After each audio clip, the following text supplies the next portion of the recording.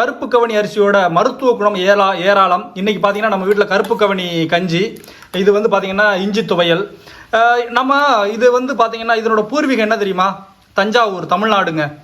ஆனால் தடை செய்யப்பட்ட அரிசின்னு இதுக்கு ஒரு பேர் இருக்குது.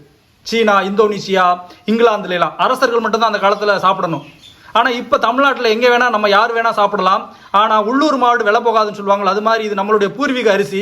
யாருமே இதை பற்றி கண்டுக்கிறதே இல்லை. அப்படி என்ன இது மருத்துவ குணம் இருக்குது அப்படின்னு நீங்கள் பார்க்குறீங்களா? இது வாரத்துக்கு ஒரு முறையாவது நீங்கள் இந்த கருப்பு கவனி கஞ்சியை எடுத்துக்கிறணும்.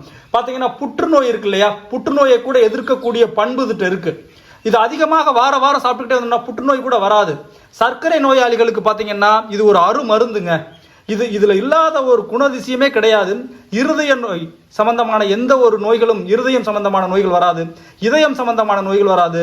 செரிமானம் பார்த்தீங்கன்னா செரிமான கோளாறுகள் அதிகமாக இருக்கக்கூடியவங்களுக்கு இதை எடுத்துக்கலாம். உடல் அங்கங்கே கட்டி வரும் தெரியுங்களா, இன்ஃப்ளமேஷன் சொல்லுவாங்க.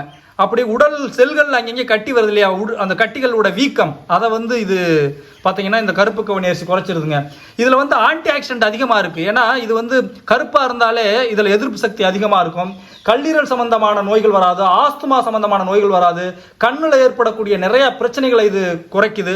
உடல் எடை அதிகமாக இருக்கிறவங்களை இந்த கருப்பு கவனி அரிசி எடுத்துக்கிட்டே வந்தால் குறைக்குது. அதிகமான ஊட்டச்சத்து இருக்குங்க. அப்படிப்பட்ட அரிசியை தினந்தோறும் எடுத்துக்கொள்ளுங்கள்.